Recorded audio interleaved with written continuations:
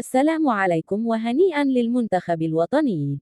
عرفت الطريق الإقليمية رقم 308 الرابطة بين السطات والبروج صباح اليوم الجمعة حادثة مروعة أسفرت عن مصرع شخصين وإصابة نخرين بجروح متفاوتة الخطورة. وفي التفاصيل، أكدت مصادرنا أن سيارة أجرة من الحجم الكبير اصطدمت بسيارة خفيفة من نوع زيبرا على مستوى النفوذ الترابي لجماعة أولاد الصغير جنوب مدينة سطات. عناصر الدرك الملكي حلت إلى عين المكان لفتح تحقيق في الحادث والإشراف على أجلاء القتلى والجرحى صوب مستشفى الحسن الثاني بسطات، في انتظار استكمال باقي التحقيقات تحت إشراف النيابة العامة المختصة.